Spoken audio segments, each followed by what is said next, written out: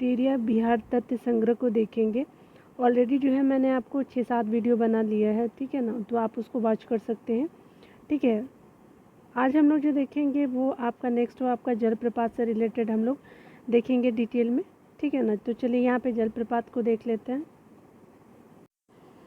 यहाँ पे जलप्रपात के बारे में बताया जा रहा है कि जब नदी की ढाल में अकस्मात क्या होता है, परिवर्तन आने से नदी तीव्र वेग से क्या होती है, पहाड़ से नीचे गिरती है, तो उसे क्या कहते हैं, जलप्रपात कहते हैं, ठीक है। तो ये हमने जलप्रपात का अपना उनका डिफिनेशन देखा। उसके अलावा कुछ आपके प्रमुख आपके बिहार के जलप्रपात है जो आपको जानना चाहिए, उससे संबंधित जो है वो जिला इम्पॉर्टेंट है बिहार से रिलेटेड। ये आपका डिटेल में भी आपका यूपीएससी प्रीवियस ईयर में भी पूछा जा चुका है, ठीक है। तो चलिए यहाँ पे देख लेते हैं जलप्रपात है और आपका जो जिला है उसको देखेंगे, ठीक है। मैं थोड़ा जूम कर लेती हूँ, देन आफ्टर आपको अच्छे से क्लियर दिख पाएगा। जलप्रपात जो है वो आपका जिला जो है ककोला जलप्रपात की बात करें तो ये स्पेशली आपका नवादा में हो जाएगा। दुर्गावती जलप्रपात जो है वो आपका सबसे आपका ऊंचा जलप्रपात जो है आपका रोहतास में है, ठीक है ना। तो ककोलत कहाँ है, नवादा में। दुर्गावती आपका जलप्रपात कहाँ है, तो रोहतास है, यानी आपका सबसे ऊंचा जलप्रपात है। ये आपका साउथ बिहार के अंतर्गत आता रहता है। और कर्मनासा जलप्रपात तो बक्सर में है, ठीक है। आगे देखिए धुआंधार आपका कुंड जो है वो जलप्रपात कहाँ है, तो ये आपका जो है सासाराम यानी रोहतास में है। मंझर आपका कुंड जलप्रपात कहाँ, सासाराम आपका गुजरात, आपका क्या रोहतास में, गुजरात मैंने बोल दिया। जीआर कुंड जलप्रपात कहाँ है, तो आपका जीआर कुंड जो है वो भोजपुर में है। और आपका जो तेलहर कुंड जो है कहाँ है, तो कैमूर में है, ठीक है। तो ये इंपॉर्टेंट हो गया, आपने देख लिया। तो यहाँ पे एक चीज़ मैं बताना चाहूँगी कि स्पेशली जो है वो आपका सबसे दुर्गावती तो आपका जो 3 तो आपका रोहतास में ही हो जाएगा, रोहतास के 2 सासाराम में हो जाएगा आपका धुआंधार कुंड, और आपका मजर कुंड हो जाएगा। जीआर कुंड जो है आपका जौ से याद रखेंगे, इसमें भी भोजपुर में भी जौ है, तो इस तरह से। तेलहर एक याद रखिएगा कि कैमूर में पड़ जाएगा, साउथ बिहार के अंतर्गत ये भी आ जाएगा। ककोला जो है वो बहुत फेमस है, आपका जो है नवादा में आएगा। कर्मनासा जो है बक्सर में है, ठीक है। तो आपका कर्मनासा नदी भी आप जब यूपी जाएंगे तो वहाँ पे क्रॉस करना पड़ता है, तो उस तरह से आप याद रख सकते हैं, ठीक है ना। तो याद हो गया आपको। चलिए आगे हम लोग देखते हैं, यहाँ पे झीलों के बारे में हम लोग पढ़ेंगे। झीलों की अगर बात करें तो झील जो है और आपका जिला से है, तो आपका कांवड़ झील कहाँ है, तो कांवड़ झील जो है वो बेगूसराय में है। घोघा फील यानी घोघा आपका जो झील है वो कहाँ है, तो कटिहार में पड़ता है। उसके अलावा जो कुशेश्वर है तो क्या है, तो कुशेश्वर जो है आपका देखेंगे तो इसमें क्या है, तो आपका दरभंगा है। कुशेश्वर कहाँ है, तो दरभंगा है। घोड़ा कटोरा आपका झील जो है राजगीर आपका नालंदा में पड़ता है। अनुपम झील जो है आपका कैमूर में है। और एक आपका जो और आपका ऊपर देखा है हमने तेलहर कुंड यानी जलप्रपात भी आपका कैमूर में है, तो याद रखिएगा तेलहर कुंड आपका। और उसके अलावा आपका क्या हो जाएगा, तो अनुपम झील जो है वो कैमूर में हो जाएगा। इस तरह से करके आप कॉम्बिनेशन कर सकते हैं। सिमरी झील जो है वो कहाँ है, सहरसा में है। जगतपुर झील कहाँ है, तो आपका भागलपुर में है। मोती झील कहाँ है, तो आपका मोती झील कहाँ है, तो आपका पूर्वी चंपारण में मोतिहारी में, याद रखिएगा, ठीक है। सरैया मन कहाँ है, तो बेतिया यानी पश्चिम चंपारण में सरैया मन है। पिपरा मन कहाँ है, तो मोतिहारी पूर्वी चंपारण में। तो आपका कहाँ है, तो 2 तो आपका कहाँ आ गया पूर्वी चंपारण में, एक आपका सरैया मन जो है आपका पश्चिमी चंपारण के अंतर्गत आता है, ठीक है ना। तो बेतिया कहते हैं उसको पश्चिम चंपारण को, मोतिहारी को पूर्वी चंपारण। यहाँ पे प्रमुख नहरों की बात की जा रही है, ठीक है। तो आपके जो राज्य में आपका बिहार राज्य में कौन सी नदी जो है वो किस नदी पे बनी हुई है, कौन सी नहर जो है वो कौन सी नदी पे बनी है उसको देखेंगे, ठीक है। नहरों के रिगार्डिंग हम लोग बात कर रहे हैं तो त्रिवेणी नहर जो है आपका गंडक आपका नदी पे बनी हुई है, ठीक है। और इसके लिए आपको कौन कौन से राज्य जो है वो आपका राज्य मतलब जिला कौन कौन सा आपका लाभान्वित होता है, तो आप जो है गंडक जो है आप देखेंगे तो आपका पश्चिम चंपारण, ठीक है, पूर्वी चंपारण, उसके अलावा मुजफ्फरपुर और वैशाली हो जाएगा। तिरहुत को देखेंगे तो तिरहुत भी जो है वो आपका गंडक आपका जो है नदी पे ही बनी हुई है। दोन जो है वो गंडक नदी पे, तो ये आपका तीनों क्या हो जाएगा कि आप याद रखेंगे कि पश्चिम चंपारण, पूर्वी चंपारण, वैशाली और उसके बाद मुजफ्फरपुर, ठीक है। तो याद रखेंगे त्रिवेणी गंडक, तिरहुत भी गंडक और दोन भी गंडक, ठीक है। तो इस तरह से याद रखेंगे। आगे पूर्वी कोशी को देखेंगे तो पूर्वी कोशी जो है आपका अगर नॉर्थ बिहार आप जानते हैं तो ऊपर से आपका जो कोशी आती है उसको देखें तो इसका पूर्वी वाला हिस्सा पूछा जा रहा है, ठीक है ना। तो ये कहाँ, तो आपका क्या होगा, अररिया हो जाएगा, आपका सुपौल और पूर्णिया हो जाएगा। तो पूर्वी कोशी जो है वो आपका पूर्वी कोशी कहाँ किस नहर पे बने हुए हैं, तो ये कोसी नहर पे, जैसे कोसी से आपको पता चल जाएगा तो अररिया और आपका जो है वो सुपौल और पूर्णिया हो जाएगा। पश्चिमी आपकी कोसी की बात की जाए तो दरभंगा याद रखेंगे, उसके बाद आपका मधुबनी हो जाएगा, सुपौल हो जाएगा। ठीक है, तो याद रखिएगा आपका पूर्वी और पश्चिमी दोनों में सुपौल जो है क्या है तो इक्वल है। राजपुर जो है वो राजपुर नहर भी कहाँ है तो आपका कोसी पे ही बना हुआ है। ये आपका जो है सहरसा, मधेपुरा, बेगूसराय हो जाएगा। ठीक है, इस तरह से आप याद रखेंगे। उसके अलावा पूर्वी सोन की अगर बात करें तो पूर्वी जो है वो आपका साउथ सोन जो है साउथ बिहार का हिस्सा है, तो ये सोन नदी पे बनी हुई है। और आपका औरंगाबाद, जहानाबाद, पटना, गया और अरवल हो जाएगा। ठीक है, तो आपका क्या हो जाएगा, औरंगाबाद, जहानाबाद, अरवल, पटना और गया हो जाएगा पूर्वी सोन से। पश्चिमी सोन की अगर बात करें तो हमारा क्या हो जाएगा, तो ये आपका साउथ बिहार है। ठीक है, तो साउथ बिहार में क्या हो जाएगा, कैमूर के बाद आप देखेंगे कि रोहतास वाला हो गया, कैमूर हो गया, फिर आपका ऊपर क्या हो गया तो भोजपुर, इस तरह से आपका बनता रहेगा। ठीक है, बक्सर भी आपका यहीं पे है। ठीक है, तो इस तरह से आपका क्या होता रहेगा कि आपका इक्वल होता रहेगा। ठीक है, तो पश्चिमी जो सोन है आपका किस पे है तो सोन पे है, रोहतास हो गया, भोजपुर हो गया, कैमूर हो गया, बक्सर हो गया, तो इस तरह से आप देख सकते हैं। ठीक है ना, चलिए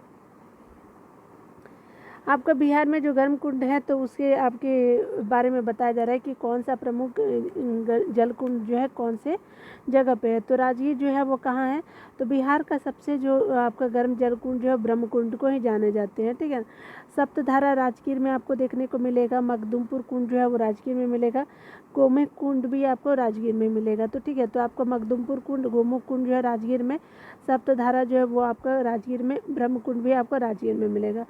सूर्य कुंड हो गया और नानक कुंड जो है ये स्पेशली सारे कहाँ मिलेंगे तो राजगीर में मिलेंगे। ठीक है, आइए कुछ हम लोग देख लेते हैं राम और ये सब राम लक्ष्मण जी से रिलेटेड। तो देखिए लक्ष्मण कुंड हो गया मुंगेर में, राम कुंड रामेश्वर कुंड समझ लीजिए, सीता कुंड जो हो गया, ऋषि कुंड हो गया, भीम कुंड हो गया, जन कुंड हो गया, श्रृंगार ऋषि कुंड हो गया, पंचतर कुंड हो गया, भरारी कुंड हो गया, ये सब कहाँ है तो मुंगेर में। ठीक है, तो याद रखिएगा स्पेशली ये आपका ऋषि मुनि, आपका भीम, जो जन कुंड, ये सब ऋषि से ही ज़्यादातर ये आपको मुंगेर में देखने को मिलेगा। गया में एक ही आपका कुंड है तो अग्नि कुंड याद रखिएगा। तो याद रख लीजिएगा कि आपका जो है एक ब्रह्म कुंड को छोड़ करके और जो है आपका सूर्य कुंड, नानक कुंड जो है तो आपका सप्तधारा, मखदुमपुर कुंड जो है वो राजगीर में, फिर मुंगेर में और फिर आपका एक गया में अग्नि कुंड मिल जाएगा। ठीक है ना, चलिए यहाँ पे देख लिया हमने। अब हम लोग पढ़ेंगे बिहार की मिट्टी से रिगार्डिंग हम लोग देखेंगे। ठीक है ना, तो ये एक चीज़ मैं बोलना चाहूँगी, इसमें वन लाइनर भी फैक्ट दिया हुआ है। ठीक है, लास्ट में जो है तो वो मैं कल करा दूँगी आप लोगों को। तो उससे क्या हो जाएगा ना कि आपका 25 पेजेस है उसमें, तो मैं जल्दी से उसको ख़त्म करने का कोशिश करूँगी। वन लाइनर में दिया हुआ, जैसे आपका कुछ लिखा हुआ है फिर आपका इस तरह से वन लाइनर दिया हुआ। ठीक है, तो उसको भी मैं करा दूँगी, आपके लिए इम्पोर्टेंट भी रहेगा और हमारे लिए भी। चलिए यहाँ पे देख लेते हैं, पॉइंट वाइज बहुत अच्छा दिया हुआ है इन्होंने एडिटोरियल सेक्शन में। बिहार की मिट्टी के बारे में अगर हम बात करें तो आपको बताया जा रहा है क्या कि पृथ्वी की ऊपरी सतह पर फैले मोटे, मध्यम और बारीक कार्बनिक एवं आपका अकार्बनिक मिश्रित कणों को जो है मृदा या मिट्टी कहते हैं। ठीक है, यानी ये आपका ऊपरी सतह है आपका पृथ्वी का। ठीक है, तो याद रखिएगा इसके अंतर्गत जो है कार्बनिक और अकार्बनिक मिश्रित कण दोनों आते हैं। मृदा को मिट्टी भी बोलते हैं। ठीक है, मृदा का निर्माण जो है चट्टानों के टूटने और इनमें जो है भौतिक और रासायनिक परिवर्तन के फलस्वरूप होता है। ठीक है ना, आगे बताया जा रहा है कि मृदा के निर्माण में स्थलाकृति, वर्षा, आर्द्रता, ठीक है, निर्माण के लिए कौन कौन सी आपकी जो चीज़ें भूमिका निभाती है तो उसको देखेंगे। तो निर्माण में मृदा के निर्माण में क्या होता है कि स्थलाकृति, वर्षा, आर्द्रता, तापमान, प्राकृतिक वनस्पति आदि की मुख्य भूमिका होती है। मृदा के अध्ययन को जो है मृदा आपका विज्ञान कहते हैं और विश्व मृदा दिवस 5 जून को मनाया जाता है। ठीक है ना, आगे देखते हैं, यहाँ पे बताया जा रहा है कि बिहार एक क्या है मैदानी राज्य है और जहाँ लगभग आपका 90% के क्षेत्र में जलोढ़ या अपोढ़ या कछारी मिट्टी है। ठीक है, तो आप जलोढ़ बोल लो, अपोढ़ बोलो, कछारी बोल लो, तो आपका मैदानी हिस्सा बिहार होने की वजह से तो 90% जो है वो क्षेत्र आपका जलोढ़, अपोढ़, कछारी मिट्टी पाई जाती है। ठीक है ना, तो ये समझ लिया आपने। देखिए यहाँ पे बताया जा रहा है क्या कि अगर बात करेंगे, हम लोग थोड़ा जूम कर लेती हूँ, ठीक ना।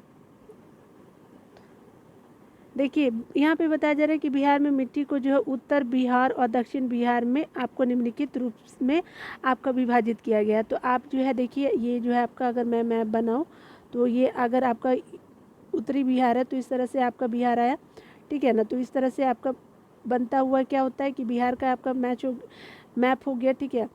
तो ये आप जब देखेंगे ना तो ये आपका क्या हो गया, आपका ये जो हिस्सा हो गया आपका कैमूर, रोहतास हो गया, ये पश्चिम चंपारण, पूर्वी चंपारण, इस तरह से आपका आगे जो है लास्ट में आपका किशनगंज, अररिया, सुपौल, ये सब आप देखेंगे, मधुबनी, ये सब। तो यहाँ पे जब ऊपर वाले हिस्से को देखेंगे ना तो उसी के बारे में बात किया जा रहा है, ठीक है ना। देखिए उत्तरी बिहार की मिट्टी जो है वो पर्वतीय मिट्टी होती है, पर्वत पादीय मिट्टी होती है, तराई मिट्टी होती है, पुरानी जलोढ़ मिट्टी आपको जिसको बांगर मिट्टी बोलते हैं, नवीन जलोढ़ मिट्टी को क्या बोलते हैं, खागर मिट्टी भी बोलते हैं, ठीक है। तो ये आपको उत्तरी बिहार की मिट्टी देखने को मिलेगी। और देखिए स्पेशली ये आप एलिमिनेट कर सकते हो, ठीक है ना, ये बहुत ईजी होगा अगर आप दक्षिण बिहार की मिट्टी को थोड़ा याद रखिए लीजिएगा, ठीक है, क्योंकि इसका नाम जो है ना प्रोनाउंस करने में बहुत डिफिकल्ट कभी कभी हो जाता है, ठीक है। तो देखिए टाल मिट्टी हो गई, गारी मिट्टी हो गई, ठीक है ना। उसके अलावा जो है आपका आगे बताया जा रहा है कि पुरानी जलोढ़ यानी करेल, आपका क्या करेल केवाल मिट्टी हो गई। और पीली मिट्टी आपको बलथर मिट्टी हमेशा पूछा जाता है, याद रख लीजिएगा कि आपका ये चारों जो है बहुत इंपॉर्टेंट आपको देखने को मिलेगा, ठीक है ना। तो आपका क्या है, तो आपका देखने को मिलेगा टाल मिट्टी हो गया आपका साउथ बिहार में, कगारी मिट्टी हो गया साउथ बिहार में, पुरानी जलोढ़ या करेल केवाल मिट्टी हो गई, और पीली मिट्टी या बलथर मिट्टी आपको आती है, याद रख लीजिएगा।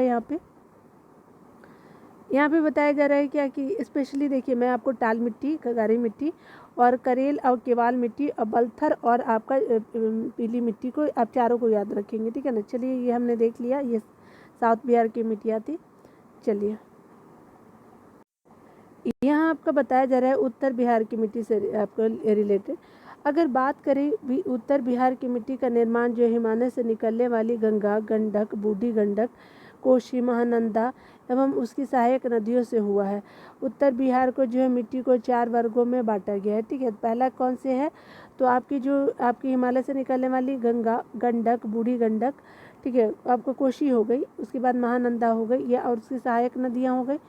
आपको 4 वर्गों में बांटा गया। तो देखिए पर्वत आपका पादीय मिट्टी कहाँ आपको मिलेगा, तो अगर आप यह मिट्टी को देखना चाहते हो पश्चिम चंपारण के क्या है, तो उत्तरी पश्चिम भाग के आपका सुमेश्वर श्रेणी के आसपास आपको देखने को मिलेगा, ठीक है। तो उत्तर पश्चिमी आप भाग को जैसे आप देखेंगे तो आपका क्या है, तो उत्तर हो गया और ये पश्चिम वाला हिस्सा जो हो गया, तो भाग में आपका सुमेश्वर श्रेणी, आपका ये वाला सुमेश्वर श्रेणी है, तो यहाँ आसपास को देखने को मिलेगा, ठीक है ना। इसमें बताया जा रहा है कि इस क्षेत्र में अधिक वर्षा होने के कारण मृदा में अधिक नमी पाई जाती है और आपका अधिक उपजाऊ होती है। यह मृदा जो है वो मुख्य रूप से धान और गन्ने की खेती के लिए अनुकूल भी है, क्योंकि देखिए धान और गन्ने के लिए क्या चाहिए, जल अधिक चाहिए, और ठीक है, तो ये इम्पोर्टेंट हो जाता है। तराई मिट्टी अगर बात करें तो हमारा जो है आपका जो है नेपाल से सटा हुआ जो आपका जो हिस्सा है, तो आप देखेंगे तो ये वाला हिस्सा जो है ना, ये वाला हिस्सा जो उत्तरी वाला क्या है, तो आपको तराई मिट्टी है। इस मिट्टी का जो विस्तार है बिहार की उत्तरी सीमा में आपका जो उत्तरी सीमा ये हो गई, और पश्चिम चंपारण से लेकर के पूर्व में आपका जो है पश्चिम ये हो गया ना, और पूर्व में लास्ट में आप किशनगंज है, जानते ही हैं।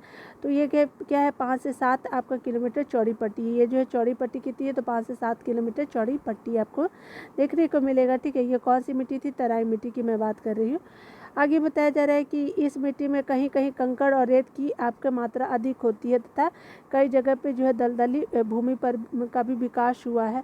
यह जो है मिट्टी हल्के भूरे और पीले रंग की होती है, ठीक है, हल्के भूरे भी होगी और पीले रंग की भी होगी तराई मिट्टी। और ये जो है स्पेशली आपका मिट्टी धान, पटसन और गन्ने की खेती के लिए अनुकूल होती है, ठीक है। आगे देखिए पुरानी जलोढ़ मिट्टी जिसको बांगर मिट्टी बोलते हैं। यहाँ पे बताया जा रहा है इस मिट्टी का विकास उन क्षेत्रों में होता है जहाँ बाढ़ का पानी प्रतिवर्ष नहीं पहुँच पाता है, ठीक है। यानी कहने का मतलब कि आपको पुरानी जलोढ़ मिट्टी जिसको बांगर मिट्टी है, इस मिट्टी का विकास जो है आपका स्पेशली क्या होता है, बाढ़ का पानी प्रतिवर्ष नहीं पहुँच पाता है, इसलिए क्या हो जाता है पुरानी जलोढ़ मिट्टी जिसको बांगर मिट्टी कहते हैं। इसका जो है देखिए घाघरा, इसका विस्तार की अगर बात करें तो घाघरा, गंडक, दोआब और बूढ़ी गंडक के आपका क्या पश्चिम भाग में, ठीक है। तो घाघरा, गंडक, दोआब और बूढ़ी गंडक के पश्चिम भाग में है, ठीक है ना। तो ये देख लीजिएगा घाघरा कहाँ आपका जो यूपी से टच करता है, और गंडक जो है आपका कहाँ ऊपर से जो आता है, ठीक है ना। तो ये आप याद रखेंगे, और आपका क्या हो जाएगा बूढ़ी गंडक हो जाएगी उसके बगल में।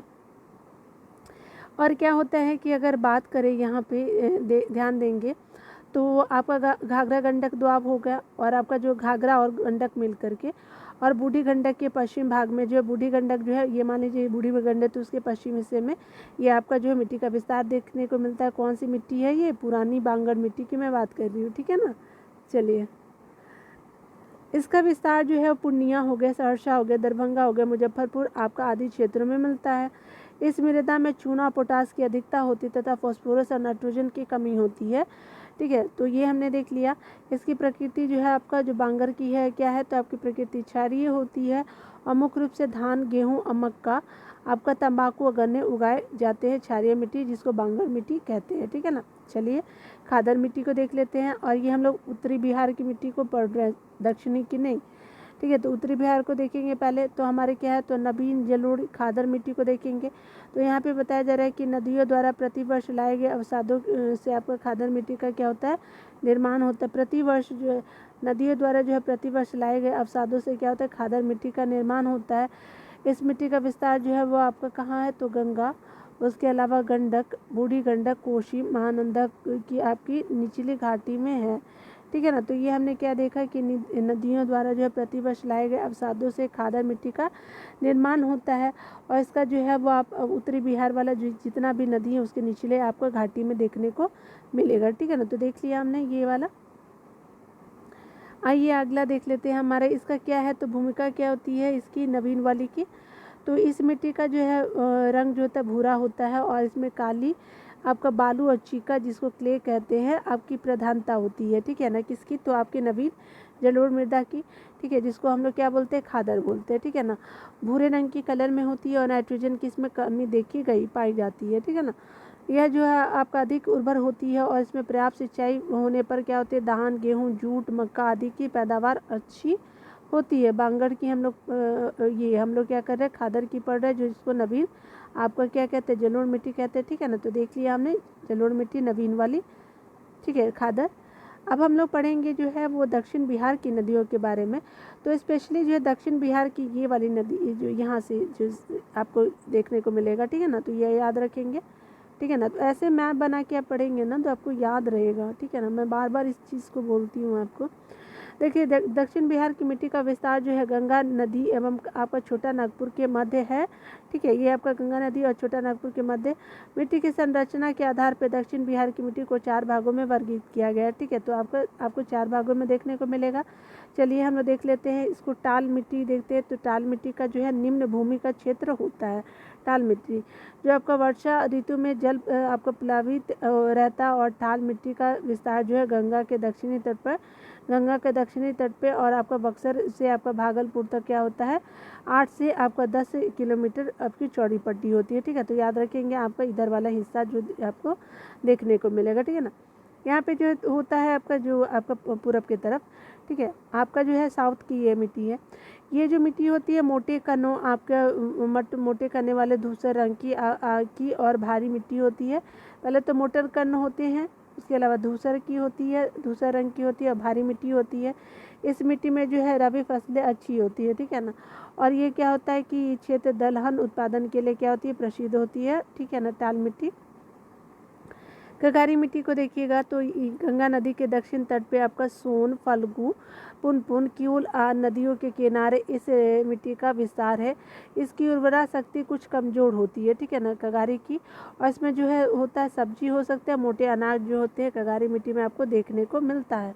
और इस मिट्टी में उगाई जाने वाली फसलें जो होती है आपका क्या होती है कि आपका मक्का हो गया, सरसों और मिर्च आपको आदि है, कगारी मिट्टी जिसको बोलते हैं। आगे देखिए पुरानी जलोढ़ मिट्टी जिसको करेल या केवाल मिट्टी बोलते हैं।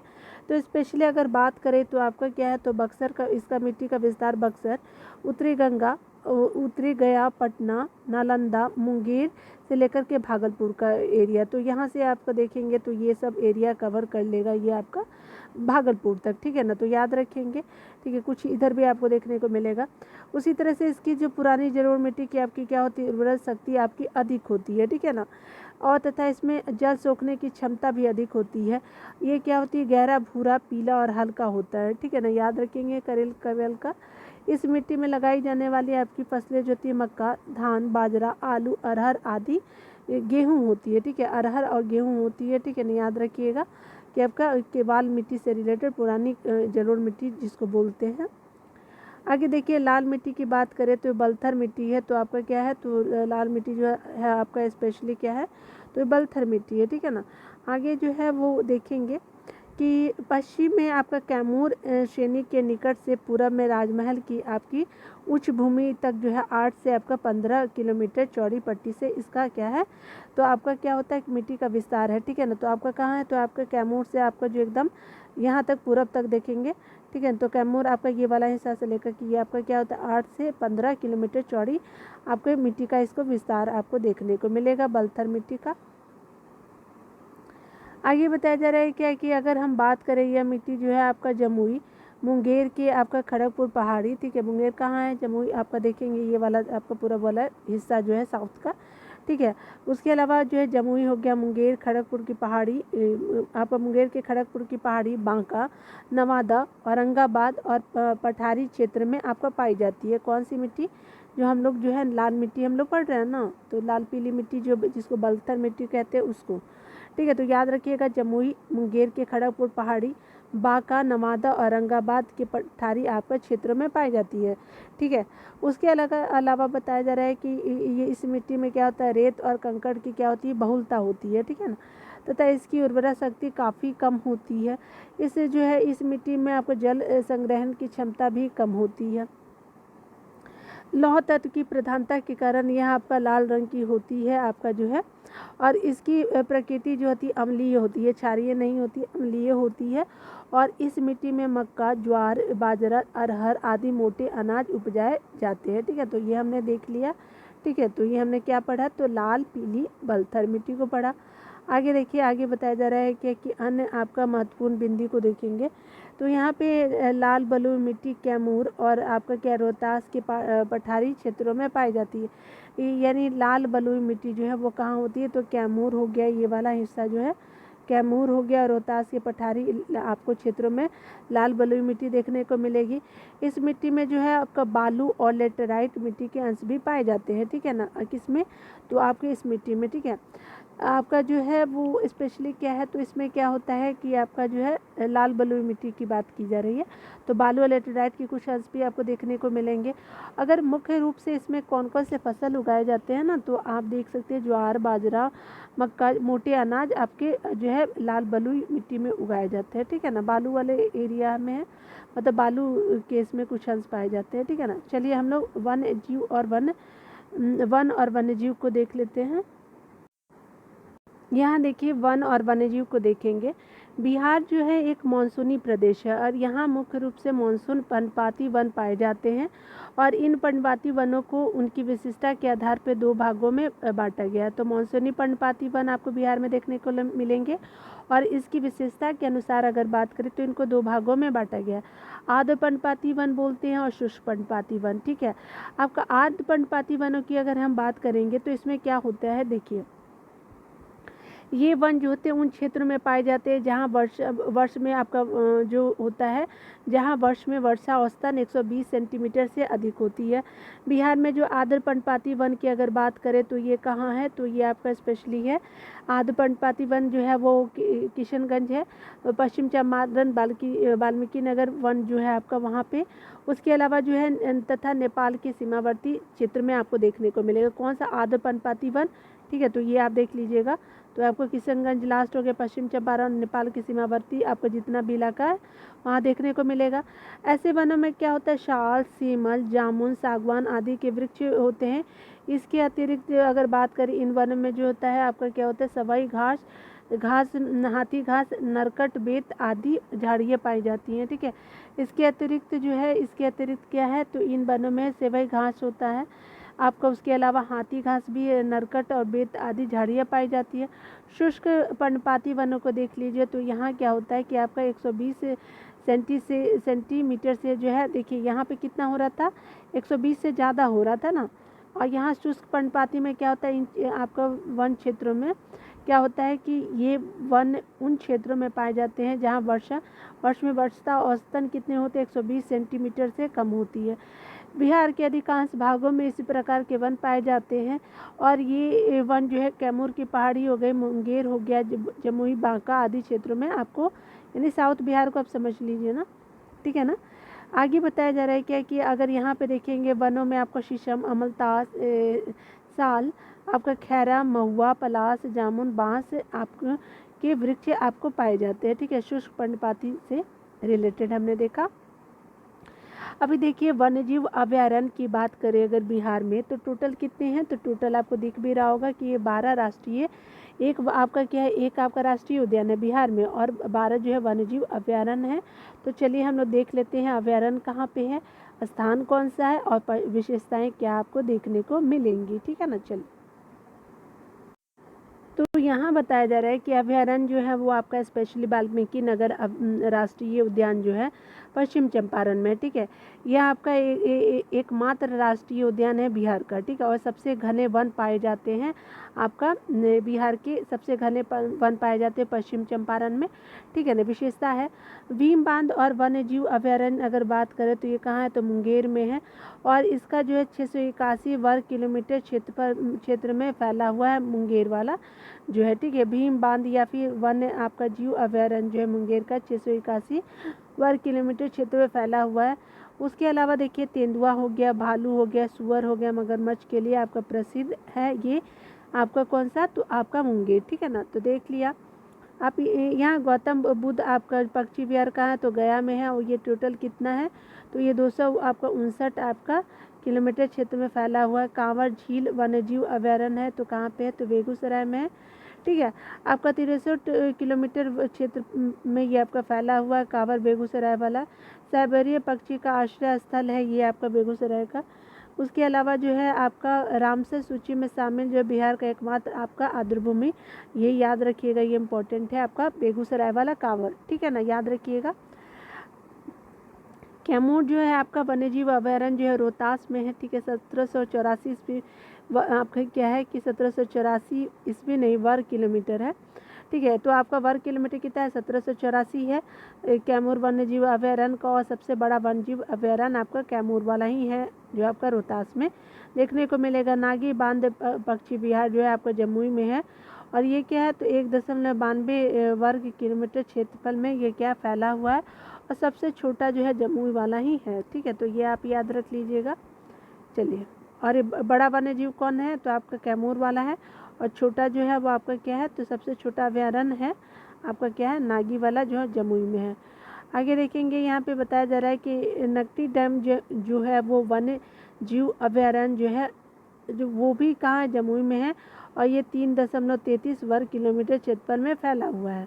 ठीक है, पंत वन्य जीव अभयारण्य को देख लीजिए तो ये आपका नालंदा राजगीर में है। पंत आपका ये आपका 35.84 आपका वर्ग किलोमीटर क्षेत्रफल में फैला हुआ है पंत वन्य जीव अभयारण्य। ठीक है, जो नालंदा राजगीर में है। उदयपुर आपका वन्यजीव अभयारण्य कहाँ है, तो ये स्पेशली पश्चिम चंपारण में है और 8.87 वर्ग किलोमीटर क्षेत्रफल में फैला हुआ है। वाल्मीकि जो है वो वन्य जीव अभयारण्य पश्चिम चंपारण में और ये क्या है, तो ये आपका 880 वर्ग किलोमीटर क्षेत्रफल में फैला हुआ है और ये क्या है कि आपका बिहार का बाघ आरक्षण इसके अंदर है। ठीक है, बाघ को आरक्षित किया जाता है, यहाँ पे रखा जाता है। ठीक है, तो टाइगर रिजर्व है यहाँ पे। तो ये हमने देख लिया। कुशेश्वर आपका स्थान पक्षी वन्य जीव अभयारण्य अगर देखें तो कुशेश्वर कहाँ है, तो दरभंगा में है। कुशेश्वर जो है वो दरभंगा में है और ये जो है 291 वर्ग किलोमीटर क्षेत्रफल में क्या है फैला हुआ है और साइबेरिया के जो पक्षी आते हैं ना वो आपको कुशेश्वर आपका स्थान पक्षी अभयारण्य में ही आते हैं। ठीक है ना, तो साइबेरिया पक्षी का आश्रय स्थल है जो दरभंगा में है। आगे देखेंगे अगर डॉल्फिन आपका जो यहाँ पे बताया जा रहा है कि विक्रमशिला डॉल्फिन क्या है, तो आपका वन्यजीव अभयारण्य की बात करें तो विक्रमशिला डॉल्फिन वन्यजीव अभयारण्य क्या है, तो भागलपुर में। ठीक है ना, और भागलपुर में आपका कितना है, तो 60 किलोमीटर क्षेत्रफल में ये फैला हुआ है और गंगा नदी से आपका मुंगेर से भागलपुर तक का है। तो ये क्या है, गंगा नदी से आपका मुंगेर से भागलपुर तक का है। भारत के पहले डॉल्फिन अभयारण्य के रूप में प्रसिद्ध है ये आपका विक्रम आपका शिला डॉल्फिन वन्यजीव अभयारण्य। बरेला सलीम अली पक्षी अभयारण्य कहाँ है, तो बरेला सलीम अली पक्षी अभयारण्य कहाँ है, तो ये वैशाली में है। ठीक है, तो याद रखिए लीजिएगा बरेला सलीम अली आपका वैशाली में। ठीक है ना। चलिए, तो आज हम लोग इतना ही रहने देते हैं। ठीक है ना, खुद का ख्याल रखियो, पढ़ते रहे। ठीक है।